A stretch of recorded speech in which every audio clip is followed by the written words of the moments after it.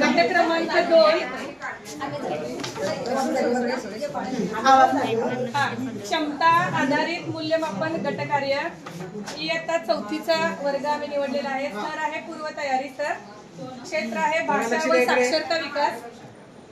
ध्येय आम्ही निवडलेला आहे करिक्युलम गोल 10 बालके भाषा 1 मध्ये सफाईदारपणे वाचन व लेखन करतात। त्यानंतर क्षमता आम्ही निवडलेली आहे 10.4 भाषा 1 मधील कथा व परिच्छेद योग्य ठिकाणी विरामचिन्ह देऊन व आवाजातील चढ उतारासह अचूकपणे व ओघवतेपणे वाचतो। आता या ठिकाणी अध्ययन निष्पत्ती आहे 4.01.03 कथा कविता व संवाद किंवा इतर साहित्याविषयी माहिती सांगतात, त्यात स्वतःच्या विचारांची भर घालतात। पाठ्यांश आहे इयत्ता 4थीतला गद्य आहे आम्हालाही हवाय मोबाईल। यासाठी आम्ही आता ऐका प्रश्न प्रकार बघा चेक आपण काय करायचं आहे या गटातील काही ज्या उणिवा आहेत त्या दाखवून द्यायच्या आहेत। जर असतील तर नसतील तर ठीक आहे काय चला पुढे प्रश्न मलाही हवाय मोबाईल यासाठी आम्ही प्रश्न तयार केले या पाठ्यांशावर। पहिला प्रश्न आहे मलाही हवाय मोबाईल या पाठाचे लेखक कोण आहेत। आता याचा प्रश्न प्रकार कशामध्ये प्रश्न प्रकारानुसार बघा। पहिला आहे मलाही हवाय मोबाईल याचे लेखक कोण। वस्तुनिष्ठ प्रश्न आहे हा, बरोबर आहे। स्वरूपानुसार याचं उत्तर तोंडी येणार आहे, त्यामुळे तोंडी आहे।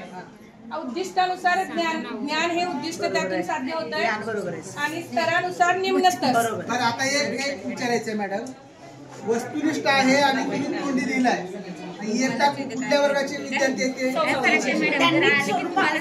स्वरूपाने त्यांना तोंडी घ्यायचंय, त्यांना जर लेखी घ्यायचं असतं तर लेखी घातलं लिहा म्हटलं असतं त्यांनी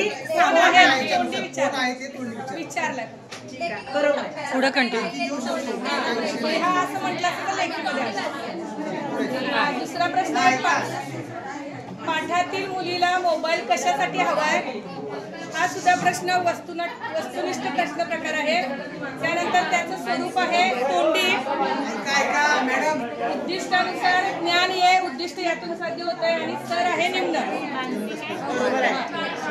त्यानंतर तिसरा प्रश्न आहे मॅडम एक मिनिट मॅडम तुम्ही थांबा। त्यानंतर तिसरा प्रश्न आहे योग्य की अयोग्य सांगा। त्यांना उपप्रश्न आहे मोबाईलचा वापर फक्त करमणुकीसाठीच होतो, हे वाक्य दिले योग्य की अयोग्य सांगायचं आहे। प्रश्न प्रकार आहे वस्तुनिष्ठ।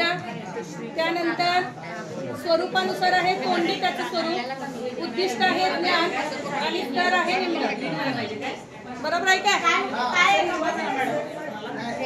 योग्य की अयोग्य सांगायचं आहे।